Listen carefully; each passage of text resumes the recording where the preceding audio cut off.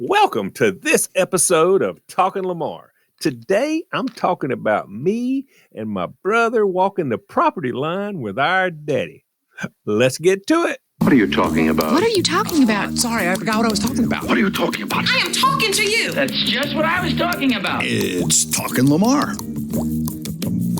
Years ago, on the weekends, probably maybe once a month, sometimes we would go down to see mom and dad, and sometimes Troy and Dale would come down. But every once in a while, we could line it up where we would all be down there like on the same day, like the same Sunday And or Troy's whatever. Troy's your brother. Hey, Troy's my brother. Yes, he's my older brother. And multiple times, my daddy would talk about, we need to walk the property line. I want y'all to walk it with me so that, we can make sure y'all know where our property starts and ends and that kind of stuff. And we're like, okay. And multiple times we managed not to do it. But one trip, we were both planning on going down, both families, for the whole weekend. So daddy sets this up that we would go walk the property line on Sunday morning after breakfast. No way out, so we went. So there was a little bit over 110 acres on that side of the road. And although a lot of it was pasture for the cows, the property line itself is outside of the fence, which means nobody's trimming that. So it's overgrown. It's got a bunch of trees and bushes and mostly briars and thickets. And there's a creek here and there. And it winds up, when you think about it, going around it, it's going to be about a 1.5 mile walk, downhill, uphill, through all that stuff. So we go fighting our way through this stuff, and daddy's got an axe with him so that he can, when we find a tree like on the corner or whatever, he can, chop a little piece out of it. And then me and Troy are carrying spray paint so we can paint the trees where he notches them, and we'll have, a way to find the line and everything. So I got on jeans and a t-shirt because I'm not really thinking about this. I got tennis shoes on.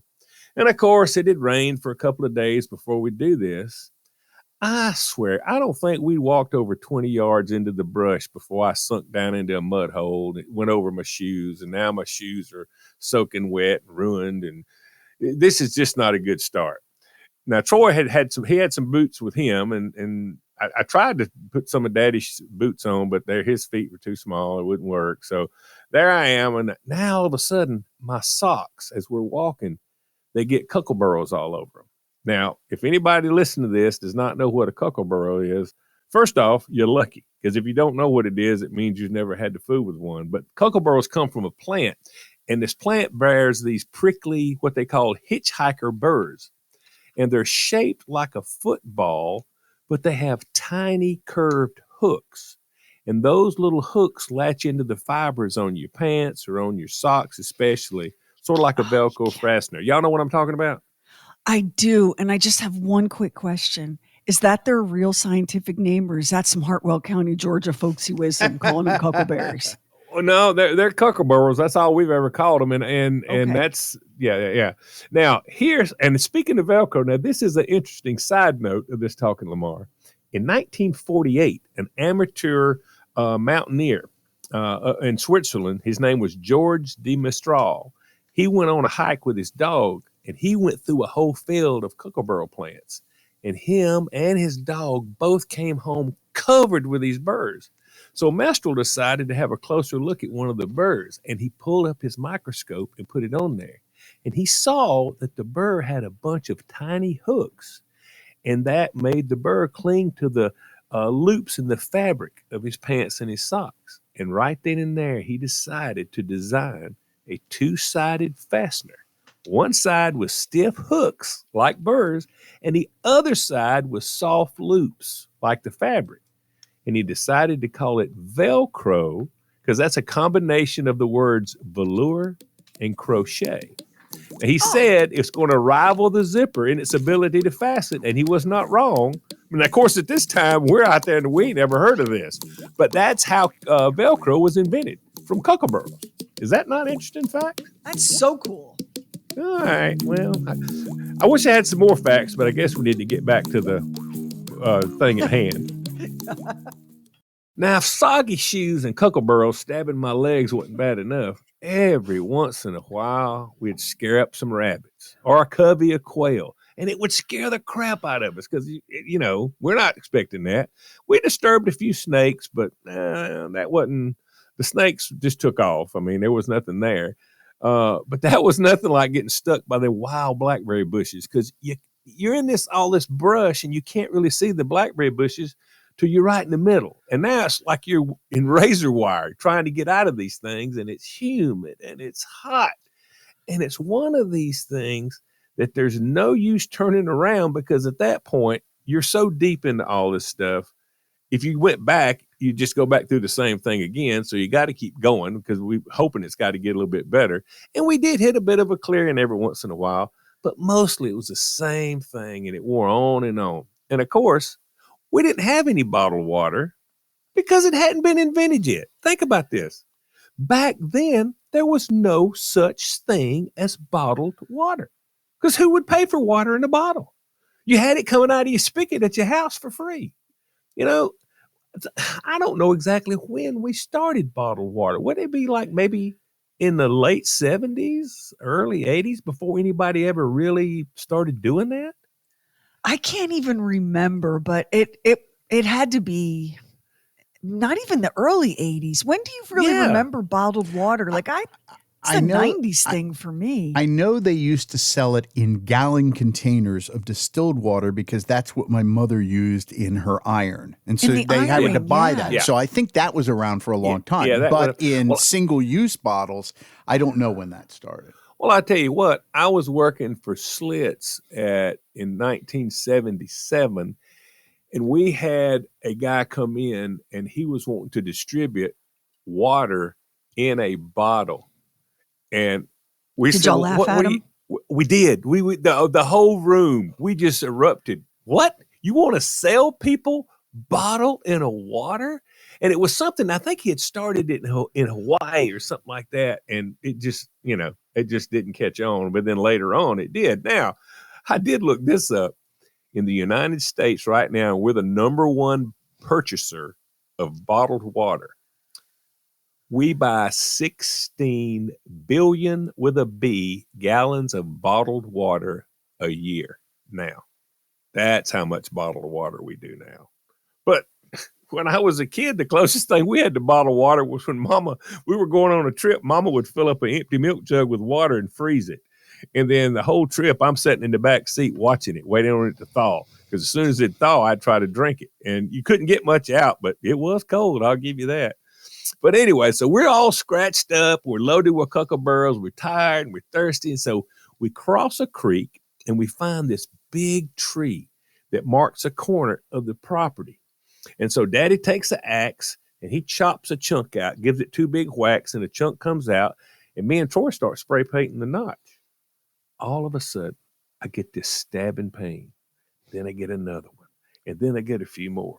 Now, Troy's yelling because he's feeling the same thing. Turns out the Yellowjackets had built a nest in the tree where we were marking. And it was like an indention on the tree on the other side. So when Daddy hit the tree a couple of times with the axe, they started getting stirred up. But then when me and Troy started spraying the paint to mark the tree, that really pissed him off. This tree was set on a very steep hill, and it was above a creek that we had crossed.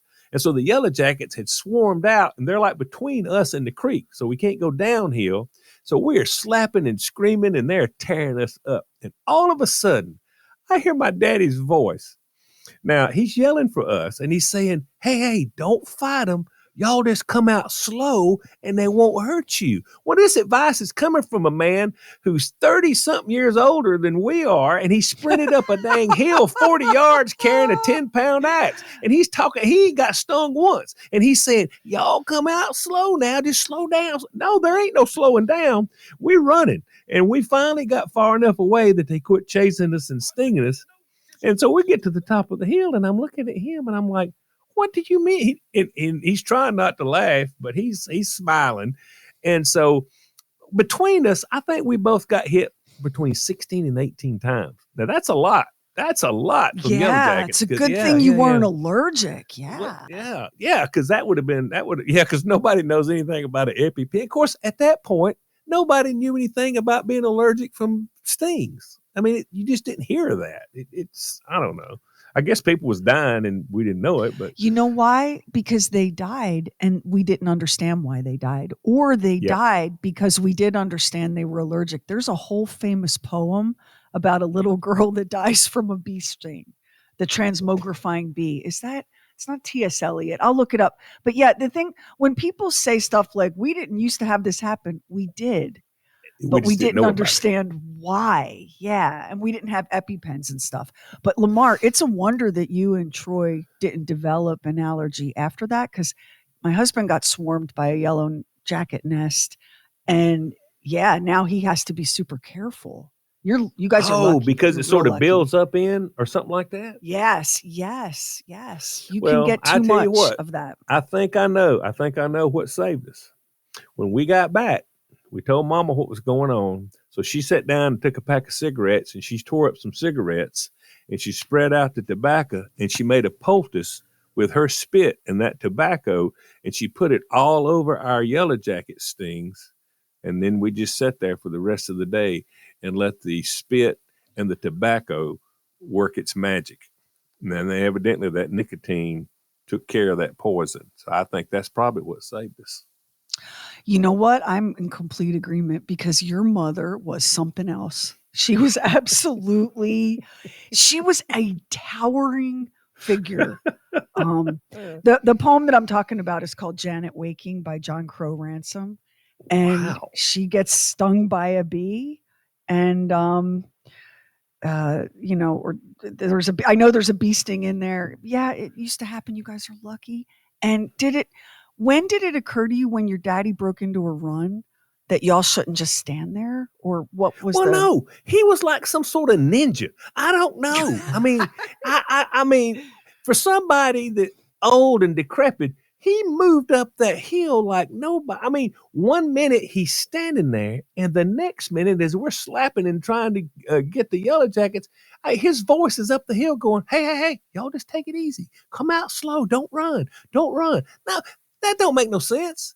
I mean, the yellow jackets are not going to go, oh, well, they're not running. I guess we need to leave them alone. No, the yellow jackets is like, get them. That's all they're thinking. Oh, man, it was tough. Sure, I was once stung by a bee, but, I don't think tobacco was going to cure my pain. Well, that's because it wasn't mixed with Doris Richardson's spit.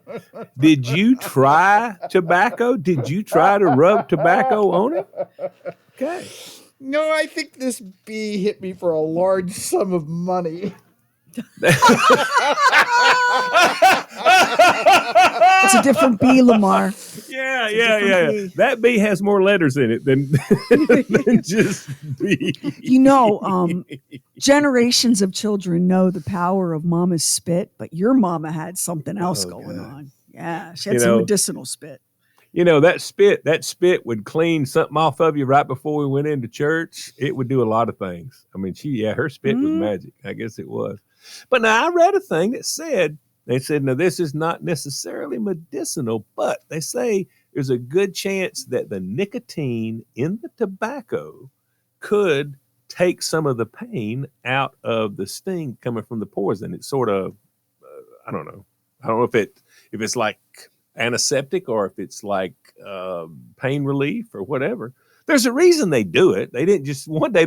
Nobody's sitting around and smoking and going, you know what'd be funny?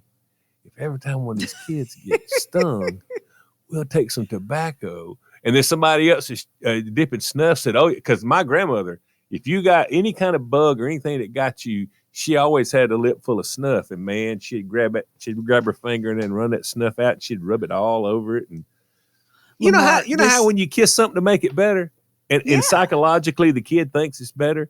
Listen, there's nothing like having somebody rub wet snuff on you and tell you it's better, because what do you think? Of course you think it's better. It's gotta be I'm going to say it's better to just make the wet snuff rubbing stop. That's for sure. Here's how you know that really works. Like in my family, we were poor, and my parents spent money that we didn't have on cigarettes, and they were not going to part with a single grain of that tobacco if they didn't have to. That's how you know it was good medicine. God, I had that stuff between tobacco for bee stings and mayonnaise and butter or Gleam toothpaste for a bad burn. Either one of those are all. Gleam toothpaste on a burn? Gleam toothpaste. Yeah, you couldn't use a gel. Of course, back then there really wasn't a gel. Gleam was that was the toothpaste. That was the medical brand of choice, Gleam toothpaste. Because what you do is you rub it on the sting, and then it would harden up, and it would keep it covered. But you could also do butter and mayonnaise because it had the oil in it, and that would help too. So. What about medication from the drugstore? Was that an option ever? Well, now listen. Carla comes from a different situation. She comes from Alabama, and evidently they had money because they had something called cumarandine, and it smells to high heaven. I'm telling you. What is it called? What is it called? Cumarandine. Cumarandine.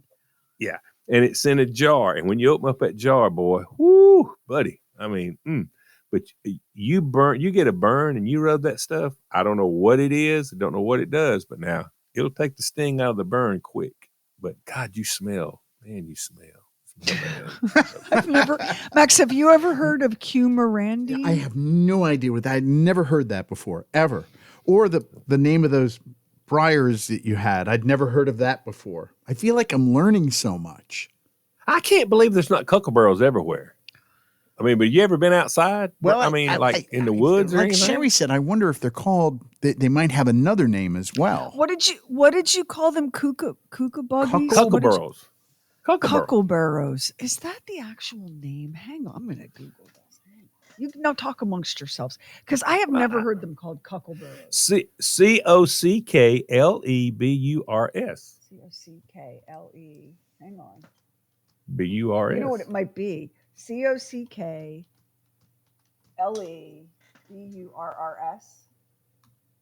Well, it should be one R. Oh my God! Well, I pulled up something I wasn't intending. No.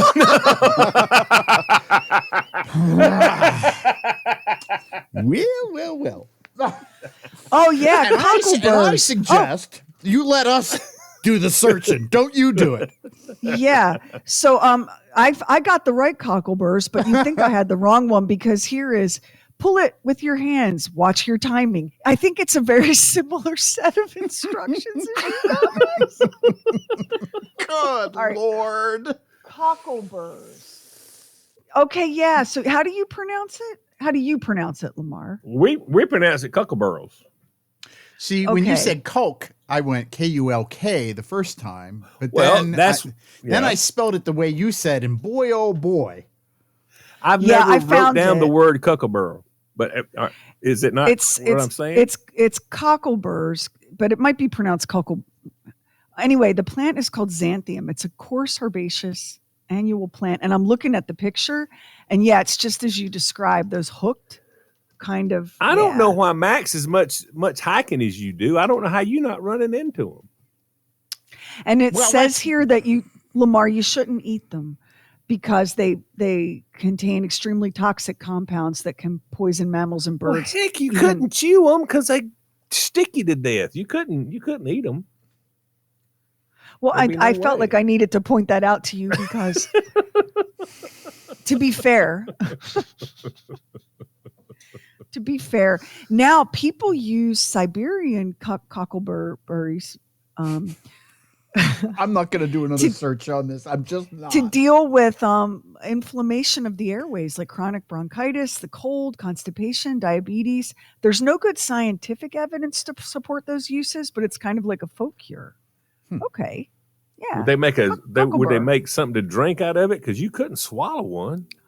I guess they make a tea maybe, but it's got these toxic chemicals in it. You know what? Just don't eat it. Let's just go with that for any reason. To be safe. Yeah. Well, anyway, we survived it. And for me and Troy, that was both times we walked the property line, the first and the last. I never went back again. Never went back again to walk it. But we were done with that. But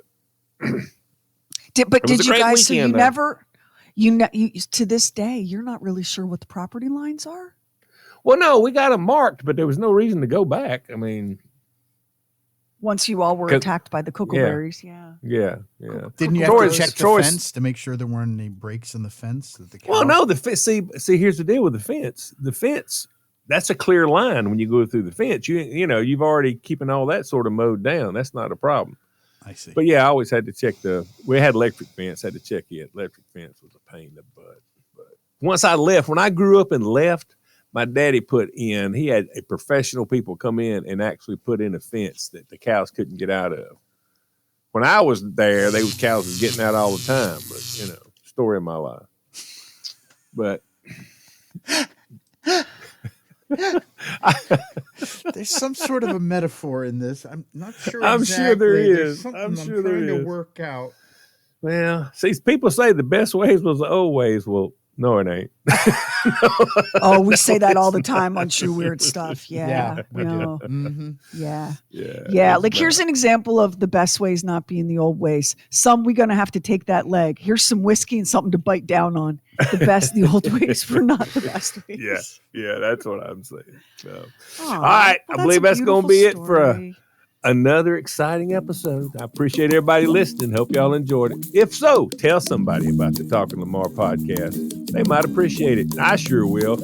Also, check out this True Weird Stuff podcast that Max and Sheri do. It's fantastic. It's an award-winning and award-nominated. It's just crazy. But there's more to come on Talking Lamar, so don't stop now because I hate a quitter. Join us for the next episode. Let us know what you think. Go onto the Bob Sheri app. Look down at the bottom. Click on that microphone and start talking. We listen to every message. Until then.